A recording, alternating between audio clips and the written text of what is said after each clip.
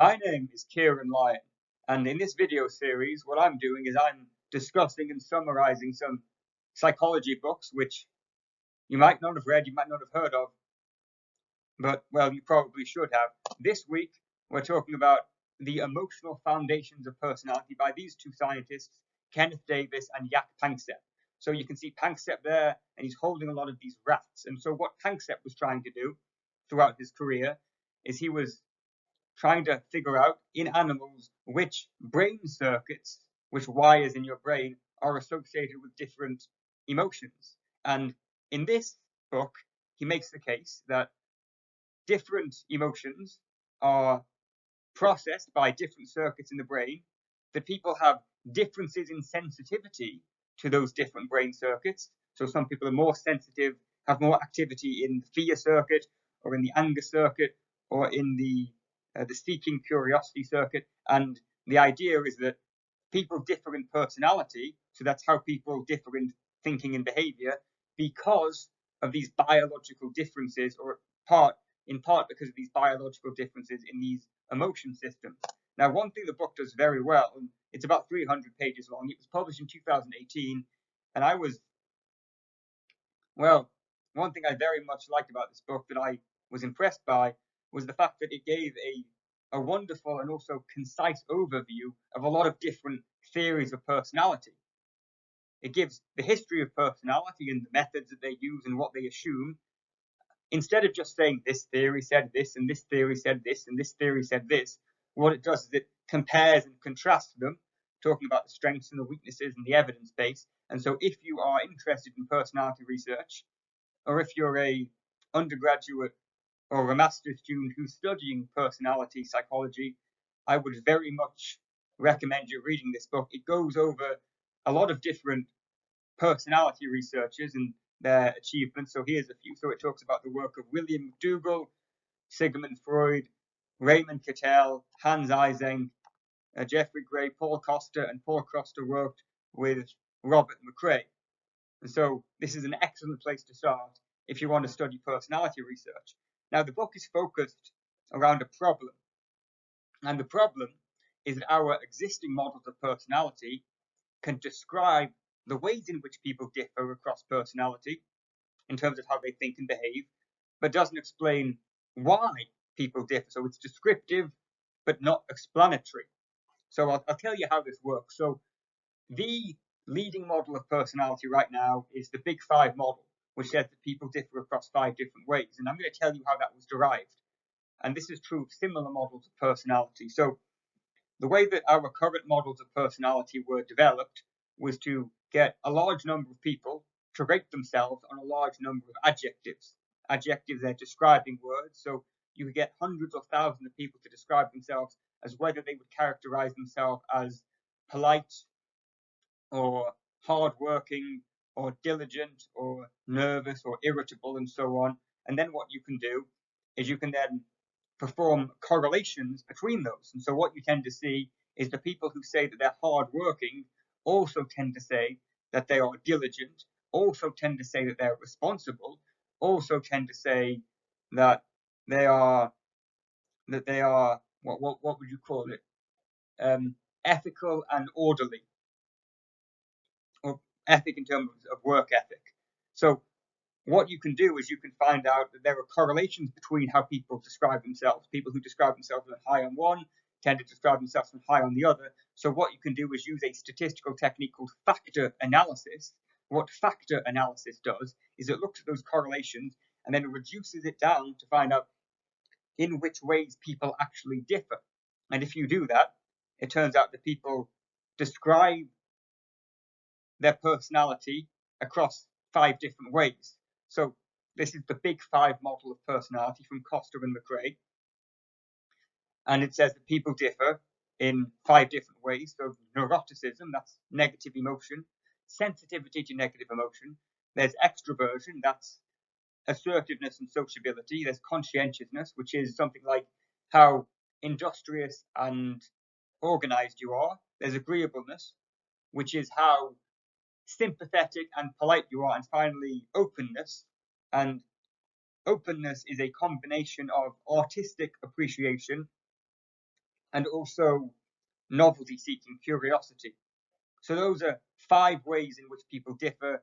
This is our descriptive model of personality. That's the big 5. But the problem is that, well, one, it comes from language, and it's not obvious that the ways in which people differ is the same as the way in which people say that they differ in language. And secondly, what we've done is we've taken how people differ and we've come up with a common vocabulary. But there's a difference between understanding the thing and having a word for it. So you could tell me that you have a particular set of characteristics, and let's say you tell me, Kieran, you say to me, I am assertive and sociable. And then I can say, yes, and that's because you are extroverted. And then you could say, okay, why am I extroverted? And then I'll say, yes, you're extroverted because you're assertive and sociable. And so what's happened there is that we've not actually added any new information. What we've done instead is we've come up with a labeling system, a system of categories to discuss personality, but we don't exactly know why people differ. Now, what Panksepp and what Davis and Panksepp are trying to do in this book is they're trying to make the case that people differ in personality because they differ in these different emotional systems. So what Panksepp and other affective neuroscientists, so affect as in valenced feeling like emotion, neuroscience is study of the nervous system. What they've been doing, these affective neuroscientists, is they've been over the decades performing experiments in animals to find out which brain circuits are associated with different emotional experiences. And they use 2 different methods to do this. One of them is deep brain stimulation. So essentially, you get an animal like a rat and you put a wire into its brain. This is a bit of this is a vast simplification, but you kind of turn its brain on or off. Or you can do what's called a pharmacological probe, where you can give it some kind of drug, some chemical, which affects a particular part of its brain. And then you can see how that changes its behavior. So what we can do now is we can find out which chemicals and which brain regions are associated with which behaviors. So for example, let's say you have a rat, and normally if you get a rat and you expose it to the smell of a cat, well, the rat is going to go away and run into the corner because, well, cats eat rats. But let's say that we do this pharmacological intervention, so we give it some kind of drug, and now it doesn't run anymore. Now we can say, well, that's affected its running behavior, so now it's not running into the corner. It's stopped the avoidance behavior. Or we can put this wire into its brain and turn off a part of the brain called the amygdala, and now it doesn't run anymore. And so now we can say, okay, that running the avoidance behavior was to do with the amygdala. Okay, so what we've done is we can see which parts of the brain and which chemicals are associated with which behaviors. But the problem with that is that we don't actually know what emotions these animals are experiencing. So I can say that the rat runs off, but I can never know that the rat runs off scared, because part of emotion, and this is a little bit frustrating when you study emotion, is there's actually no scientific definition of emotion. So part of emotion is motivation. So it's trying to get you towards something, a goal, or away from a threat. And part of emotion is that it has a physiological response. So you have, for example, the intense physiological activation to do with fear or anxiety. You also have the fact that emotions direct your thinking and your behavior. So if you're angry, you're going to see all of the slights and all the insults. But then there's the 4th part, which we can't exactly measure. We can't measure objectively, which is the subjective felt sense of the emotion. So it's subjective in the same way that fear is subjective. In the same way that fear is subjective, pain is subjective, hunger is subjective, thirst is subjective. And subjective means that you can't separate the phenomenon from the person who's experiencing it. If I go to the doctor and I tell him, look, my arm is in pain, I can't prove that. The doctor just kind of has to believe me. And so there are some affective neuroscientists, such as Joseph Ledoux, who make the case, well, we can never actually know if the animal is feeling fear. But then you can also take that argument and say, well, we can never know that other people are feeling fear because you can never feel someone else's emotions. But what Panksepp does is his research assumes that these animals can feel different emotions because based on their behavior, it certainly looks like they do. And what he found is that all of these different mammals have the same brain circuits which are responsible for different emotions, and that's true in humans and in rhesus monkeys and in dogs and in rats. And so what he came up with is a little bit of a taxonomy that I'm going to show you now. It's going to cover the screen now of different primary emotion systems. Now, each of these primary emotion systems, denoted with capital letters, they're all in capitals. These are different brain systems responsible for different emotions. So you've got seeking, which is curiosity, which is associated with activity in a part of the brain called the nucleus accumbens. And part of that is wanting, so that part of it is craving, which is dopamine. Part of it is liking, which is enjoyment, that's endorphins. There's one brain system which is for play, which is to get you to bond socially. That's to do with opioids and dopamine. Care, that's empathy, that's helping others. So that's associated with oxytocin. That's a brain chemical which is for bonding, to get you to work well with the people in your group and distrustful of the people outside the group. There's fear, which is associated with the amygdala and hypothalamus. So that's about there's danger, watch out. There's panic, which Panksepp also categorizes with grief and sadness. So he puts fear as one separate emotion, but then he puts sadness in with grief and fear. And the idea is that this is all separation anxiety. This is all crying for help. And so you might see that the chemicals in the brain regions for helping others are also similar for getting other people to help you yourself. And finally, there's anger, rage, fight back, protect yourself. And the difficulty here is that there's a bit of overlap. And so there are some researchers who say that there's so much overlap between these different brain systems that it doesn't make sense to separate, for example, empathy with sadness or with fear.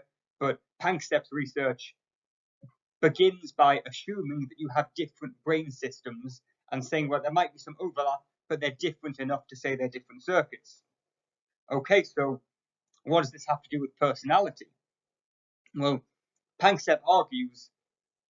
Davis and Panksepp argue that people differ in their sensitivity to these emotions, and then the difference in sensitivity to those emotions causes differences in thinking and behavior.